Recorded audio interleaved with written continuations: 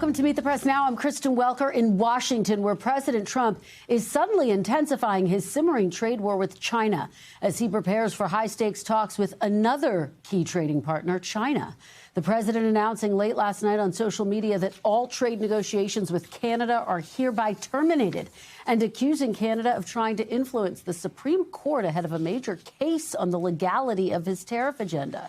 The president outraged over a television ad he called fake that was produced by the province of Ontario and that's running in the U.S., featuring the very real voice of former President Ronald Reagan from a radio address he delivered back in 1987 amid trade tensions with Japan. Here is part of that ad. Look. When someone says, let's impose tariffs on foreign imports, it looks like they're doing the patriotic thing by protecting American products and jobs. And sometimes for a short while it works, but only for a short time. But over the long run, such trade barriers hurt every American worker and consumer. Now, the ad did include edits to condense President Reagan's remarks, but it did not manipulate any of the audio. It was not fake, and it was accurate in reflecting Reagan's defense of free trade at the time, although the ad did not include his explanation for imposing some taxes on Japanese goods. A short time ago, Ontario Premier Doug Ford announced he's no longer running the ad, tweeting, quote, "Our intention was always to initiate a conversation about the kind of economy that Americans want to build and the impact of tariffs on workers and businesses. We've achieved our goal, having reached U.S. audiences at the highest levels." Canadian Prime Minister Mark Carney, who has tried to foster a warm relationship with President Trump, spoke about the president's decision to terminate talks earlier today. Take a look. We can't control the trade policy of the United States. We recognize that that policy has fundamentally changed from the policy in the 1980s, 1990s, 2000s. And it's a situation where the United States has tariffs against every one of their trading partners to different degrees. And it's in that context that our officials, my colleagues, have been working with their American colleagues on detailed, constructive negotiations, discussions on specific transactions, specific sectors, steel, aluminum, and energy. And a lot of progress has been made. And we stand ready to pick up on that progress and build on that progress when the Americans are ready to have those discussions. Despite the prime minister's assessment, senior White House officials are defending the president's decision.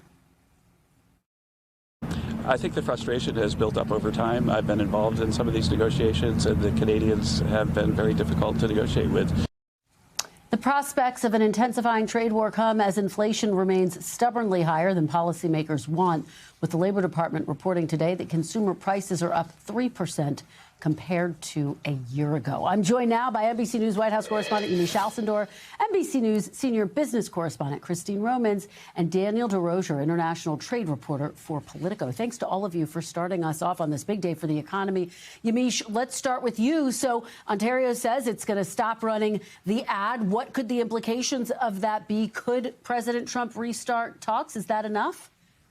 Well, Kristen, I can tell you that that is a key question. As soon as this news came out that Doug Ford was pulling down this ad, he said starting Monday, I went out to the White House to ask that very question. I have not gotten a response, but I can tell you as someone, of course, who has covered Trump a long time alongside you, Kristen, that the president is someone who does react in the moment. So if he was angry about this ad and stopped the trade negotiations because of it, he might also be as reactive when now you're having Canada essentially say, okay, we're going to put down this ad, which, by the way, as you pointed out, did edit and cherry pick part of this speech. It left out some key parts. But the point is that the president, I think, is seen as someone who is malleable on the trade talk. So we'll have to see if the White House gets back to me. I'll keep looking at my phone to see if I get an answer, Kristen.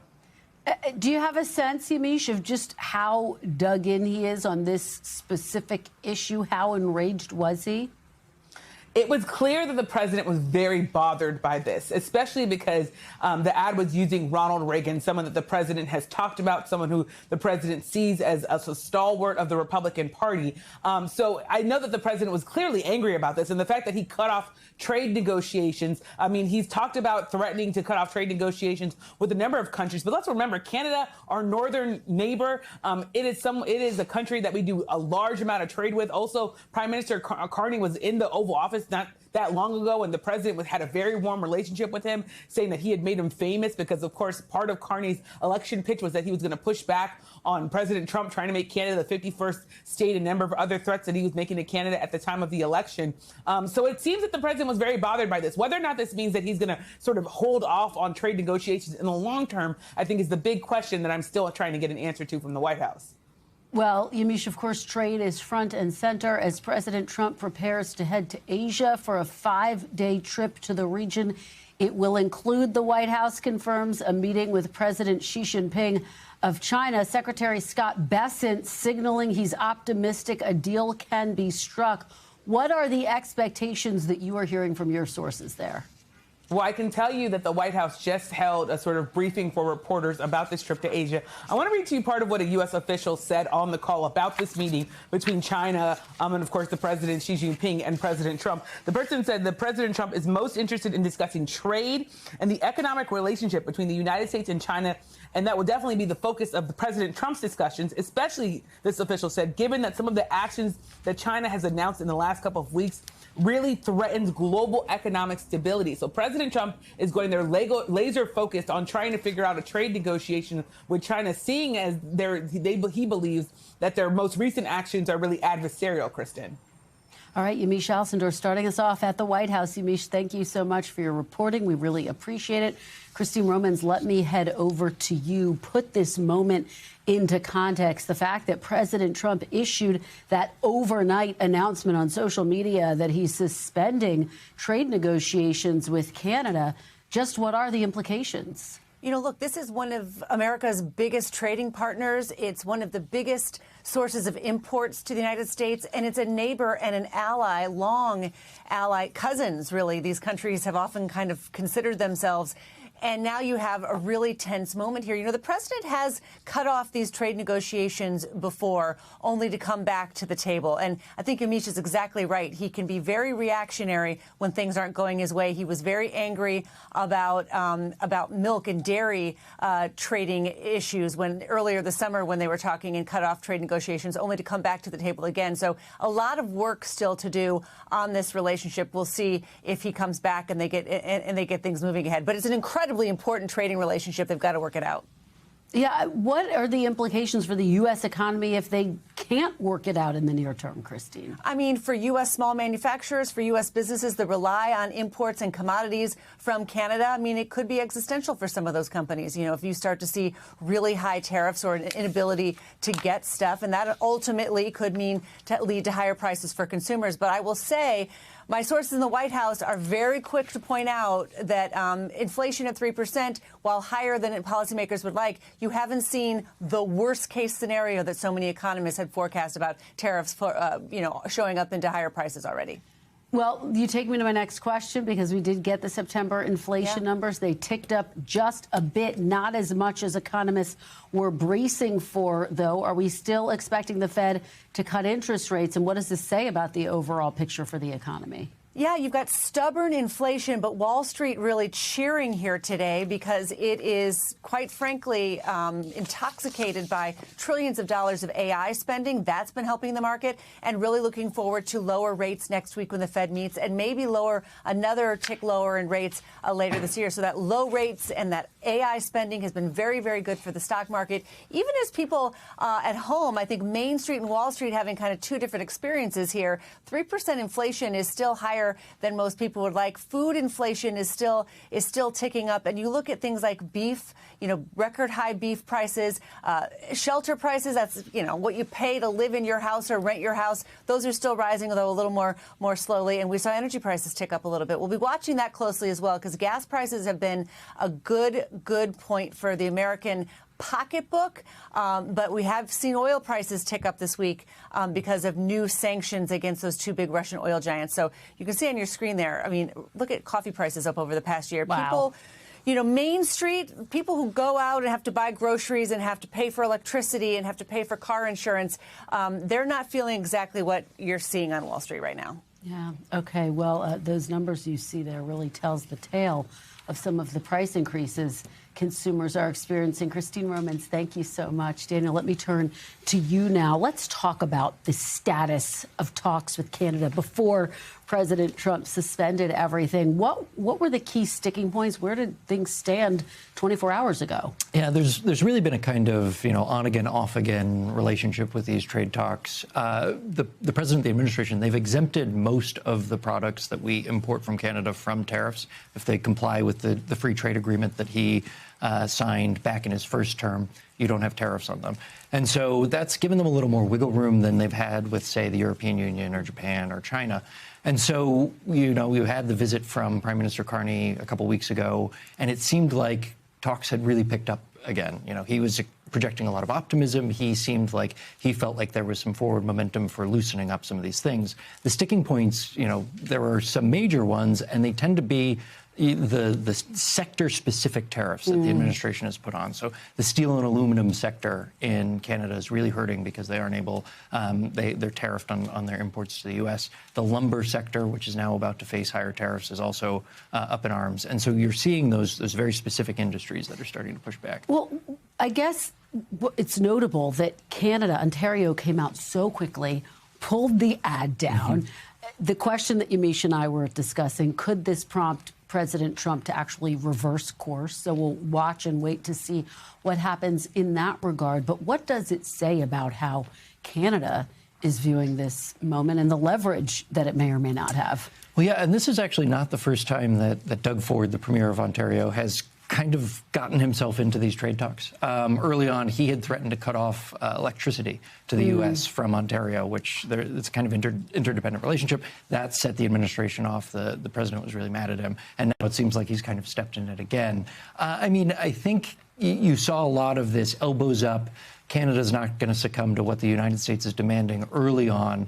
And as Prime Minister Carney has taken office, the tone has really shifted. And he's been trying to kind of work with the president, try and foster a more, I guess, gentle relationship as he tries to back him off some of these hardline positions. And so I think the ad just kind of aggravated those tensions that have still been lingering and were already there early on in this relationship. Well, in just a few hours, President Trump is going to depart for Asia for a 5-day high-stakes trip. He'll be meeting with President Xi Jinping. I know you're gearing up for a busy week yourself.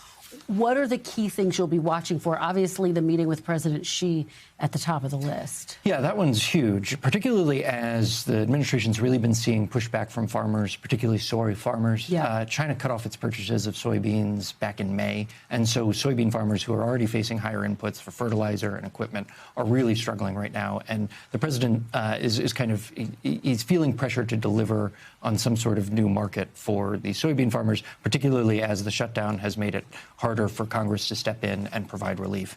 But then you also have some of these lingering trade deals that we had already crafted, and there are more details to be done. And South Korea is a really, really big one there. There was a pledge of $350 billion in investments that they were going to make in the U.S., and they're kind of wrangling over exactly how that investment process will work.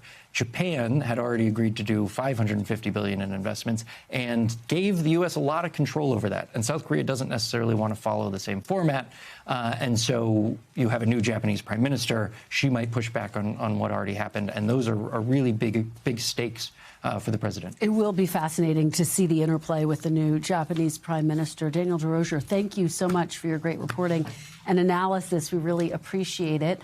Well, Friday is typically payday for federal employees, but today, 1.4 million of them all across the country will go without a paycheck. We are now in day 24 of the government shutdown, and it appears there's still no end in sight. On Capitol Hill, Senate Democrats rejected a bill on Thursday that would have paid some federal workers during the shutdown, voicing concern that it would let President Trump pick and choose which workers to pay. Democrats are also continuing to demand Republicans extend Affordable Care Act subsidies, which expire at the end of the year and could cause premium payments to potentially skyrocket for some. Republicans say they are open to talks about extending subsidies, but not while the government is shut down. Here in Washington, food banks are opening up to help federal workers and those who are anticipating having to go without government support. Federal funding for SNAP benefits, formerly known as food stamps, and some benefits for women and infant children are set to run out for 42 million people, 42 million people, just 1 week from today. NBC News Capitol Hill correspondent Mel Zanona joins us. Mel, I know that you visited the Capitol Area Food Bank earlier today. You had the opportunity to talk to some federal workers who missed their first full paycheck today. This is a really significant benchmark in this government shutdown. What is the message that you are hearing from federal workers, Mel? Kristen, people are hurting and people are scared. They only received a partial paycheck 2 weeks ago, and today, which was supposed to be a payday, they received nothing in their bank accounts, and they don't know when the next paycheck is coming. And so the people I spoke to said they're starting to dip into their savings account. They're worried about the bills that are starting to pile up. They're worried about putting food on their on their tables to feed their families. That is why they came to the food bank today in Southeast Washington. I talked to some of those federal workers. Here's what they had to say. I'm in need of assistance. I never thought that I would be in this predicament where I'm in need of assistance. I used to be a grants administrator and administer grants across the federal government, giving assistance, and now I'm in line requesting assistance. The bills continue to pile up. I have car notes, I have children to feed, I have a family to take care of, I have a mortgage to pay. So it's a lot of uncertainty. I've had to tap into my savings. You work all these years and you paying taxes and you're helping other people to make it. And when you're in need, you can't get anything. And I think that's very sad. And over 200 federal workers showed up at that donation site today. They were given things like non-perishable goods, produce, household items, even personal hygiene items. So really anything that can be done to help them at this time of uncertainty. I also spoke to the pastor who helped organize the donation effort today. He said they're prepared to do this every single Friday as long as the government shutdown goes on. But at this point, it's just really unclear how long that is going to last. Mel, it's painful to hear those interviews, and so important that you bring them to us. And of course, it's a piece of it because we know that federal funding could run out in a matter of days for critical food assistance programs. What do people tell you about that part of this government shutdown, Mel? Yeah, SNAP is such a critical part of the social safety net program. Over 40 million Americans rely on SNAP to get their food at grocery stores. And next month, those cards might not reload. I talked to some people in line today who said they're trying to apply for SNAP and they can't even get SNAP right now because some states have already paused applications. And meanwhile, some of these food banks are bracing for an even higher demand next month when these programs that provide food are set to run out. So really just, another example of how this shutdown is having such impacts all across the country. All right, Mel Zanona, thank you. You're reporting really critical today. We really appreciate it. Thank you so much. Coming up, New York's Attorney General delivering a defiant message after pleading not guilty in federal court, saying the justice system is being weaponized against the president's enemies. Plus, the end of an era and the end of the White House East Wing. We will show you what the president told me earlier this year when he first announced his idea to build a White House ballroom. Stay with us. You're watching Meet the Press now.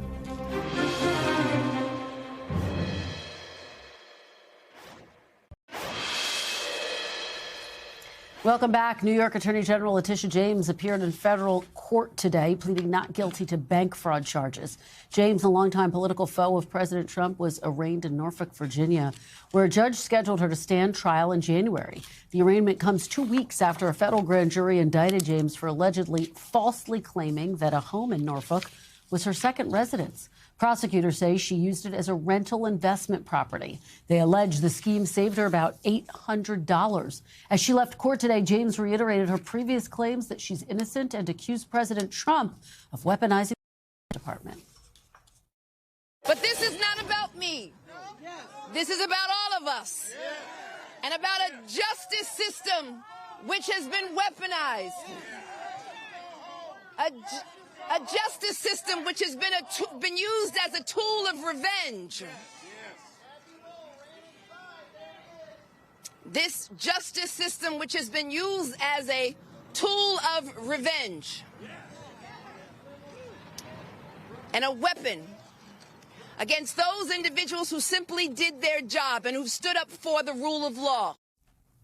NBC News legal affairs reporter Gary Grumbach joins me now from Norfolk, from outside that courthouse. So, Gary, give us a sense of what happens next. What are you going to be watching for?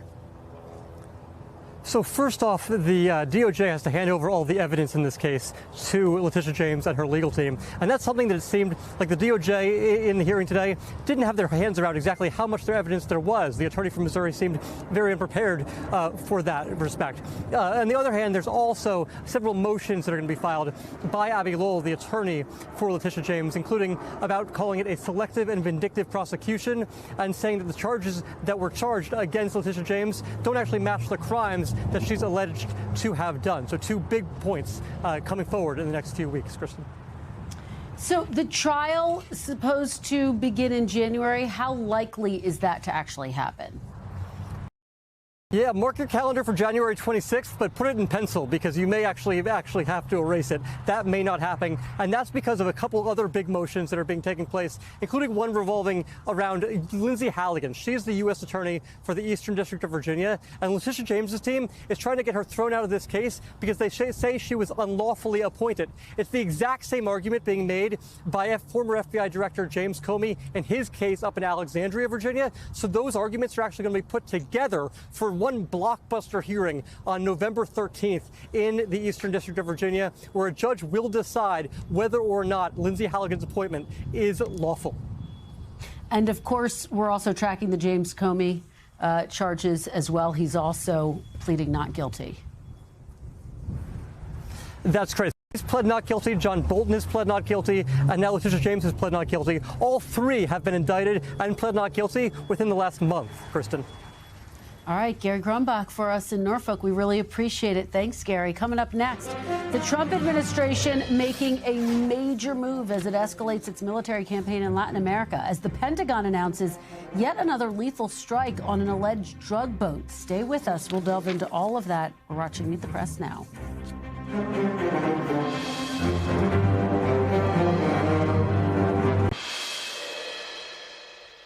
Welcome back. The Pentagon continues to ratchet up pressure on Venezuela, with Defense Secretary Pete Hegseth announcing today a major show of military force in the region. In a post on social media, Secretary Hegseth saying he ordered the deployment of the USS Gerald Ford Carrier Strike Group to the Southern Command area of responsibility, which includes Venezuela.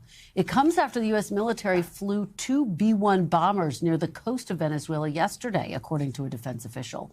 Meanwhile, the military strikes targeting alleged drug cartel boats in the Caribbean continue to escalate. Secretary Hegseth also announcing today yet another strike specifically targeted at a vessel he says was operated by the Venezuelan criminal group Tren de Aragua, or TDA, adding that all 6 individuals on the boat were killed.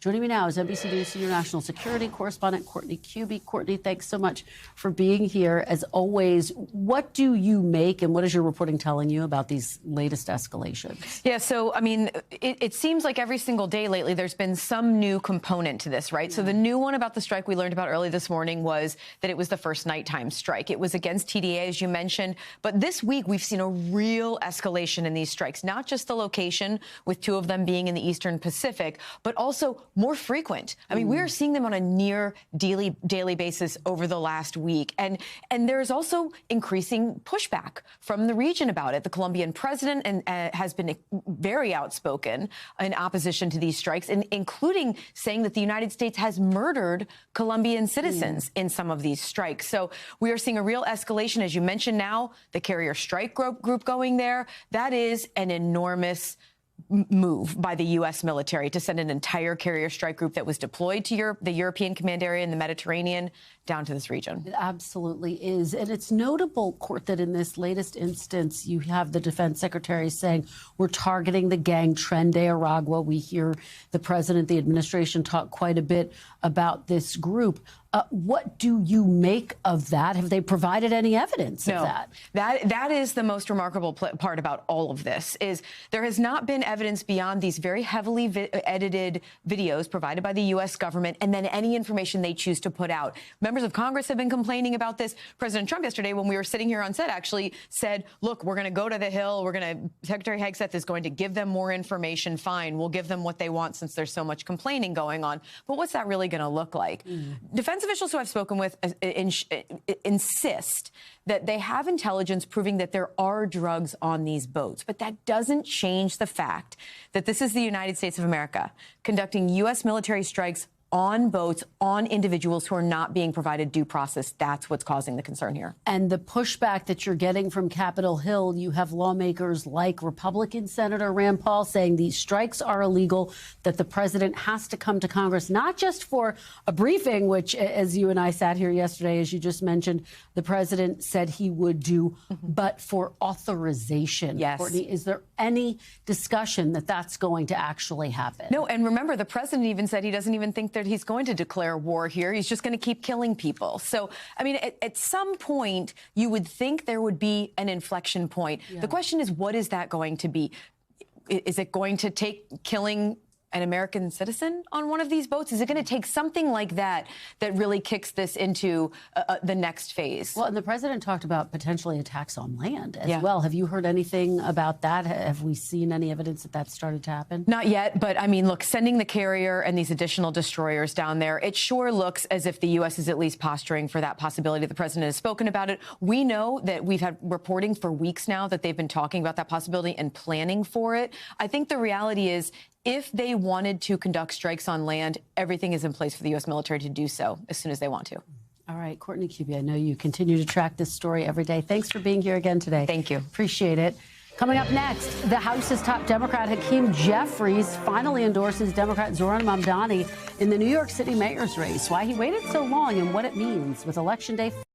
The panel's next. You're watching Meet the Press now.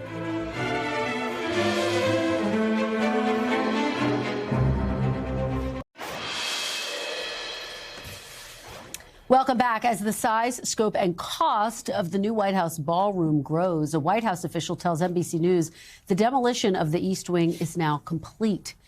Take a look. These dramatic new satellite images show the before and after of the demolition of the part of the White House that has welcomed White House visitors for more than a century and served as the offices for first ladies and their staffs. In its place, the president is planning to build a massive ballroom at a price tag of $300 million. We should note Comcast, the parent company of NBC Universal, was included on a list of top donors to the project. The National Trust for Historic Preservation, an agency tasked with helping preserve historic buildings, is urging the administration to hit the pause button, in part so the project can go through a legally required public review process. President Trump actually spoke to me about his plans for the ballroom during an interview earlier this year at his Mar-a-Lago residence. At the time, we toured the two ballrooms there, which are serving as part of the inspiration, he says, for the White House ballroom. The president told me about his vision months before officials unveiled plans for the project. Take a look. We're going to make and build a ballroom, which they've wanted for probably 100 years at the White House. And it'll be a world-class, beautiful ballroom, and they'll use the meeting rooms already existing. And we're going to get that started over the next few months, and it's going to be beautiful, and it'll be done properly, and I will fund it. You will fund it? Yeah, I'm not going to ask the government for money. I'll fund it, and I'm sure we'll have some donations to it. But it's not an inexpensive thing. It'll cost a lot of money. Where will it be? It'll be near the, I guess you would say, the East Wing, near the East Wing. A little complicated to explain without a drawing, but we have 3 or 4 different concepts, and we're working with great architects, with great planners, and it will be something really beautiful, top of the line. Joining me now is the panel, Washington Bureau Chief for USA Today, Susan Page, Democratic strategist Joné Wartell, and Republican strategist and former senior communications advisor to the Tim Scott presidential campaign, Matt Gorman. Thanks to all of you for being here on this Friday. Susan, let me start with you. So he said it was going to be near the East Wing. That has evolved. Now the East Wing has been demolished. The White House has been in full defense mode, justifying knocking down the entire East Wing. What do you make of the reaction that we've seen so far? No longer near the East Wing. There is no East Wing. No East Wing. Yeah. You know, and I think this is one of the reasons this has become a big problem for the White House. This isn't quite what they said they were going to do. They said they weren't going to touch the existing building. And what's turned out is the demolition with the backhoes has turned out to be those are pretty dramatic pictures. You can tell how concerned the president is about this, that they keep talking about it and making the case that other presidents have made adjustments and revisions to the White House. But the fact is, we have not seen this kind of project at the White House in more than a century. Yeah, we haven't, Matt. And I think Susan hits on a key point here, which is that initially the president, both in an interview with me and in a number of public statements, made it seem as though this ballroom would be alongside or somehow fit into the East Wing. Now, obviously, the entire East Wing has been demolished. Do you think the administration needs to be more transparent about its plans? Look, first of all, I was talking to someone close to the project, and they said, look, as we examined it, we saw it was going to cost more to renovate it than it would to demolish it. And I think I have to laugh at the sudden emotional attachment to the West Wing by everyone. But look, let's be honest with ourselves as well. Anyone that's been in the East Wing or the West Wing, it's an 80-year-old flex space that's overburdened and packed to the brim with staff. Like, candidly, they should do this to the some sort of thing to the West Wing as well. It's much needed to put more staff and more resources into it as well. They're not apologizing for this. They're going full bore on this. I think, it'll turn out pretty nicely. The guy does this for a living. It's not going to be a VFW hall. But I'm interested to see when they finally get this up and running. I think this will subside. Well, and in my interview with him, we did talk actually quite extensively about the fact that this is part of his background, construction and building ballrooms and real estate, obviously. Joné, what do you make of how Democrats have responded this week? Do you think it's been over the top, as Matt is indicating? It has been over the top, and I'm surprised that the White House is defending this so vigorously, because this is a president-first initiative, right? This is about what President Trump wants, and look at what's happening against the backdrop of this. We're in a government shutdown, and here you have this demolition happening, and many people are pausing about this and saying, why is there such aggressive construction that's happening in this moment? And why have we not been told the truth about what this project is going to be? Matt, even some Republicans are saying the optics against the backdrop of a government shutdown, not great. Yeah, put a tarp over it, sure. But look, I think one of the things that I'm glad they stuck to was doing it totally privately funded. They released a list of donors. I think that was a feather in their cap on that. I think the having the taxpayer funding do this was probably a non-starter, shutdown or not. Okay, let's shift gears, guys, and talk about another big development for the elections coming up. Susan, you have Democratic Minority Leader Hakeem Jeffries coming out and endorsing the Democratic frontrunner for mayor in New York, Zohran Mamdani, after months of questions about it and saying, we've met, we had a good conversation. What are the implications of this endorsement? Does it matter? Election day is just a few weeks away. Well, I think it looks like Mr. Mamdani is going to be the new mayor of New York, the new Democratic mayor of New York. What's surprising is how long it's taken the Democratic House leader to come around, and for the Democratic Senate leader, also from New York, not to have endorsed him at this point. It's a sign of how nervous Democrats are that every position that he takes, and he is a Democratic socialist who has a very liberal, progressive agenda, is going to be wrapped around the necks of Democrats running in places with much less liberal constituencies they're trying to appeal to. Joné, speak to that point and the fact that President Trump, every chance he gets, calls him a communist, despite the fact that he's a Democratic socialist, making it very clear that if he does, in fact, win, he's going to do exactly what Susan is predicting, which is to wrap the entire Democratic Party around Zohran Mamdani. Well, you just said it. Zohran Mamdani is going to be the next mayor of New York City. And this endorsement is perfectly timed for GOTV. Zohran Mamdani has already energized the progressive base. And this endorsement is just going to signal for more establishment Democrats, more conservative folks who maybe have not come around to supporting him, to support him now. He is somebody who has centered very important key issues around equality, around housing, about the cost of living that are on the minds of everyday Americans, not just New Yorkers. And so this is a moment for Hakeem Jeffries, who, mind you, is a Democratic leader in our party. And so he had to be incredibly thoughtful about this endorsement, and rightfully so. Do you think Schumer should get on board?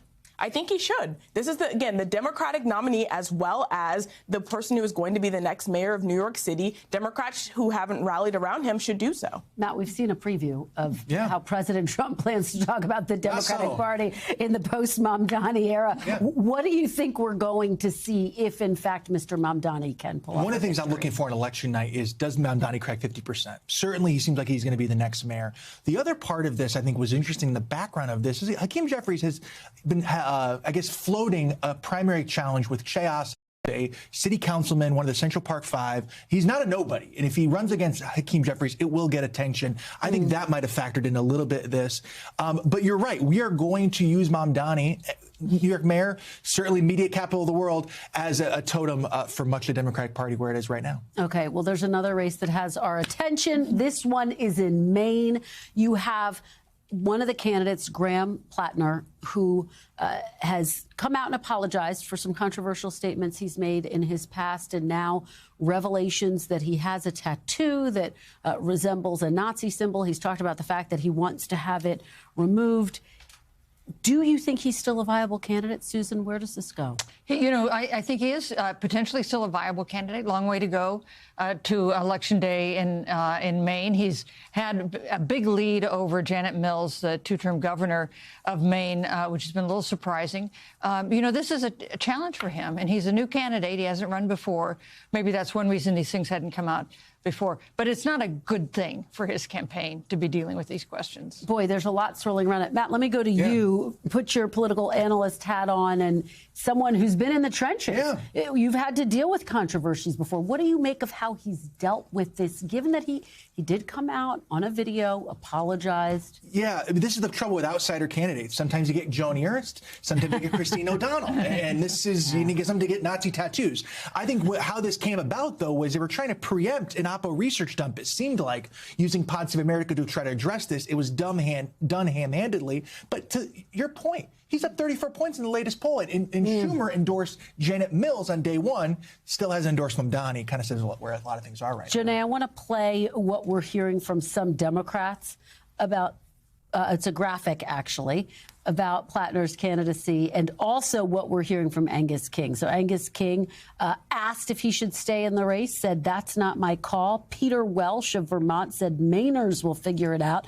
John Fetterman of Pennsylvania, I don't have any views on this. Janae, what do you make of what we're hearing in response from Democrats? Well, look, we're very early in the cycle. There's a lot of game left here. So this is really about how does his campaign respond to this, and how does this moment help to center very important issues in the campaign around identity politics, around some of the things that this sort of controversy brings up. So it's less about this isolated incident and more about how does he recover from this? How does he have a conversation on the campaign trail that really does atone for this kind of issue? Could it become a problem for Democrats, though, Susan? Oh, yeah. I mean, this is one of their best possible pickups. And this is all good news for the current senator who has survived there for 30 years. All right. Renee and Matt, great conversation. Have a great weekend. Thank you all so much for being here. Coming up, one-on-one with Congresswoman-elect Adelita Grijalva as Democrats lash out at Speaker Mike Johnson for delaying her swearing in, installing a House vote on the Epstein files. Stay with us. You're watching Meet the Press Now.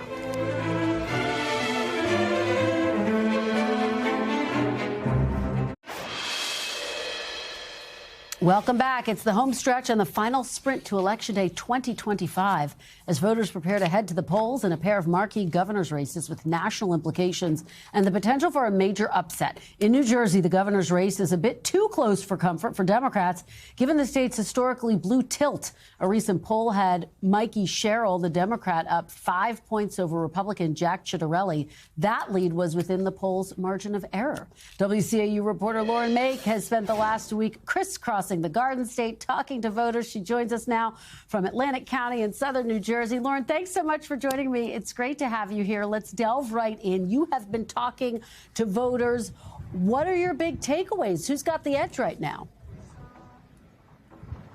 Well, Christian, the number one thing that I can tell you from talking to voters all around the state of New Jersey is that there is one major thing on their minds, and that is the cost of living in New Jersey. We went to more than a dozen counties, and over again, voters told us they want the next governor to help to lower their taxes, in particular their property taxes, and they want lower energy bills. We heard this all around the state. I even went to a diner in Burlington County where the owner has put solar panels on behind the restaurant. That's what powers the restaurant. And even he, when I asked him, well, what do you want from the next governor? He also said lower energy bills, because he said he wants people to have more money to spend at things like diners. And Kristen, I can also tell you that President Trump is an issue in this race. I have heard from voters who have brought him up to me. Usually, by the way, that is voters who are supporting Mikey Sherrill. They are the ones usually who are bringing up the president. Although I did ask a supporter of Jack Ciattarelli the other day,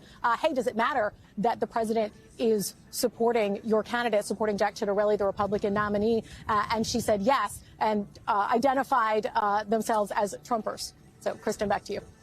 Well, it's a fascinating component that looms so large over that race, Lauren, and quite frankly, so many of the races that we cover. Ciattarelli trying to walk such a fine line in terms of his relationship with President Trump. So take us inside both of the campaigns, Lauren. What are the closing strategies that you're watching?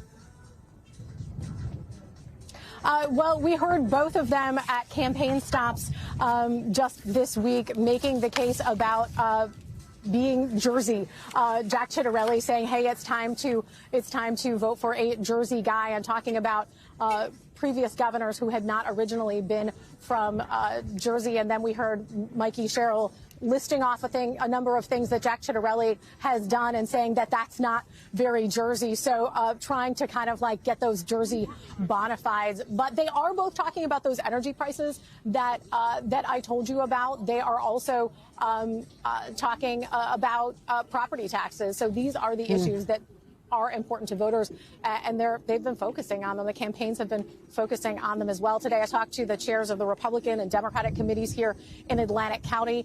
The Republican chair told me that he is very confident, more confident than he was 4 years ago when Jack Ciattarelli came close. The Democratic chair said that he does think Mikey Sherrill will win, but he thinks that it will be a single-digit race. Whew. Could be a late night, Lauren. Thank you so much for joining us and for all of your great reporting on the ground. We really appreciate it. Always great to see you. Well, it's now been over a month since Adelita Grijalva handedly won the special election to fill the seat previously held by her late father. Yet the Congresswoman-elect has yet to be sworn in, all while House Speaker Mike Johnson announced this afternoon he plans to keep the House out of session for yet another week. Earlier this week, the Arizona Attorney General sued Speaker Mike Johnson over his refusal to swear in Congresswoman-elect Grijalva. The lawsuit alleges Speaker Johnson is delaying her swearing in to keep her from signing on to what's known as a discharge petition, which would force a vote requiring the Department of Justice to release the Epstein files. That petition needs 218 signatures. There are currently 217 signatures. And Congresswoman-elect Grijalva would be the tipping point. Johnson has repeatedly denied the delay has anything to do with the Epstein files. And joining me now is Democratic Congresswoman-elect Adelita Grijalva of Arizona. Thank you so much for joining me. Really appreciate it. Thank you for having me. Well, it's wonderful to have you. Congratulations on your win. Let's talk about this limbo in which you find yourself. It's now been over a month since you won your election. Have you had any conversations with House Speaker Mike Johnson about his swearing you in? What is your message to him? No, we've attempted to contact the office twice, sent a letter before the AG sent their letter. And all we really wanted to have is give us a date. And because he is creating this limbo, someone described it as a congressional purgatory, because you are the caucus, the Democratic caucus has been incredibly welcoming, encouraging me to participate in all of the meetings, but I have to be escorted in when we're doing any of it because I am not a member of Congress. And so at every turn, it is highlighted on a regular basis that I do not have the full privileges or the responsibilities that are bestowed upon somebody who is a member. Well, you have been arguing that Speaker Johnson is depriving your constituents of representation, as you just did here. I do want to play something earlier this week that Mike Johnson said. Take a look. The only thing she can't do right now is vote on the floor, because no one is, because we're not in legislative session. That's the only thing she's prevented from doing. There's a lot of important casework to be done by her constituents who need help and need guidance right now, and she could be on the phone all day long, as the rest of us are, trying to help her constituents navigate through it. It's a bit of a red herring for her to say there's nothing for her to do. What's your response? Is it a red herring? No, his assessment of the situation is the problem. And the fact that, what he is doing is trying to set up a case that I can do all of the things. I don't have a budget. I can't open up an office in district. Those are essential things. I technically do not have constituents until I am in office. That's the situation that Michael Johnson has put me in. He's put me in this limbo where, I'm in an office space, but there's so many things that I cannot do. And that is the problem. And I really am so disappointed in his leadership and the way he is trying to mislead the public as to what I can and cannot do. His job is to swear me in. How about he does his job, then I can do mine. Well, a number of your fellow Democrats have accused the House Speaker of refusing to swear you in because they say he doesn't want to hold that vote that on the Epstein files. I have asked him about this. A number of other reporters have asked him about it. He denies that that has anything to do with the reason. Do you buy that?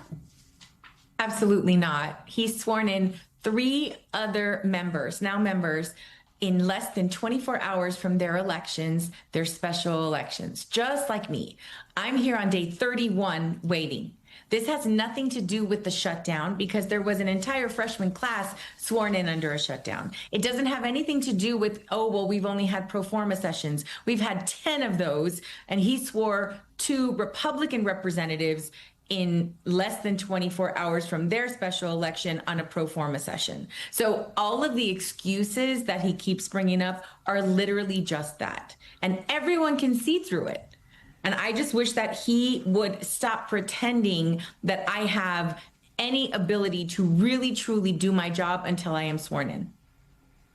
All right, I do want to turn to the government shutdown now. According to the Arizona AFL-CIO, some 34,000 federal workers in your state will lose their paychecks if the shutdown drags on. We know that today was the first day that federal workers actually missed their first full paycheck. What do you say to the argument that Democrats should vote to reopen the government now and negotiate health care subsidies, what this battle is about, after the government is reopened? Well, right now, people in every part of the nation are getting their notices that their insurance is going to go up by sometimes $700 per person. That's a huge impact. People are losing health care. Children, 1 in 5 Arizona children are going to lose their health care. That's what this fight is about. And unfortunately, the situation that we are in now is Democrats cannot rely on Republicans to negotiate that later, because that's what happened a couple months ago. We are still in the same situation because that big, horrible bill gutted health care, so many other things, but gutted health care for American people. And that's what Democrats are continuing to fight for. So let me ask you, because there has been some discussion on Capitol Hill, particularly among moderate Republicans. It would basically include a 1-year extension for those Obamacare subsidies, which are set to expire at the end of the year. Is that something you would support? I think that the caucus needs to have a conversation about what we're willing to do. Unfortunately, we have to remember that both the House, the Senate, and the White House are run by Republicans. So this is not a Democrat shutdown. This is a Republican shutdown. And the fact that the House is not in session is a speaker shutdown. But Congresswoman-elect, I hear you opening the door to that possibility. Is that something you would vote yes on if and when you were sworn in and had the opportunity?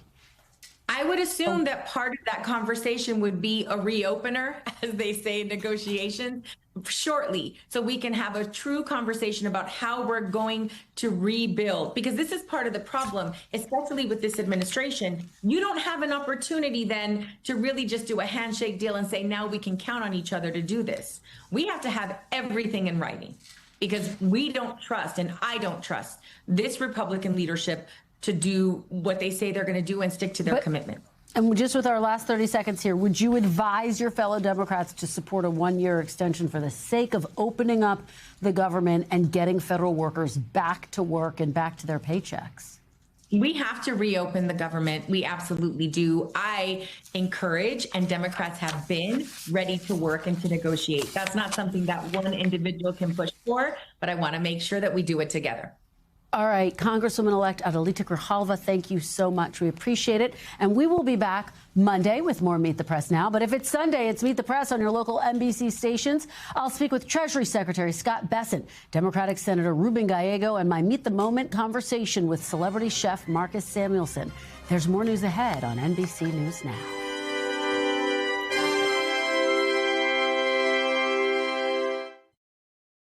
We thank you for watching, and remember, stay updated on breaking news and top stories on the NBC News app or watch live on our YouTube channel.